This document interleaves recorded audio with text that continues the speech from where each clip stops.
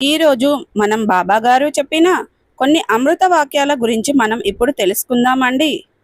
అనుభవించవలసిన కర్మ అంతా అనుభవించి తీరాలి.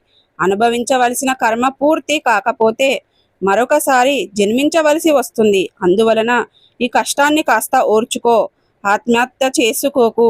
నువ్వు నా దగ్గరికి వచ్చావా, నేను నీకు రుణపడ్డాను.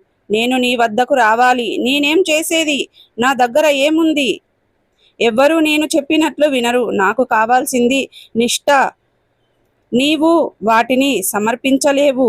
నీ భక్తి నిశ్చలం కాదు. నీవు నన్ను దృఢంగా అంటిపెట్టుకొని ఉంటే నేను నీ వెంటే ఉంటాను. ఏ భయాలు మనసులో పెట్టుకోకు. నా వద్దకు రా. ఇదే నా హెచ్చరిక. నువ్వు త్రాగకు. త్రాగుడు మానాలి. లేదంటే నీ కర్మకు నిన్ను విడుస్తాను.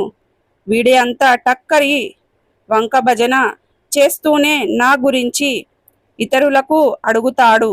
ఏదేమైనా మనమే చూసి తెలుసుకోవాలి. ఏమనుకుంటున్నావు?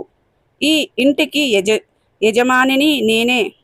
నా భక్తులకు ఇహవర శ్రేయస్సు చేకూర్చుకునేది నేనే వచ్చాను. నీవు వేల మైళ్ళ దూరాన ఉన్న చివరి క్షణంలో నా చెంతకు చేరుకుంటాను. ఈ బానిస బ్రతుక్కు స్వస్తి చెప్పి స్వతంత్రంగా ఏదైనా వ్యాపారం చేసుకోవడం మంచిది. చింతించవద్దు. వెంటనే వచ్చి నా దర్శనం చేసుకో. నా దర్శనానికి వస్తానని మాట ఇస్తే నీ జబ్బు వెంటనే తగ్గిపోతుంది.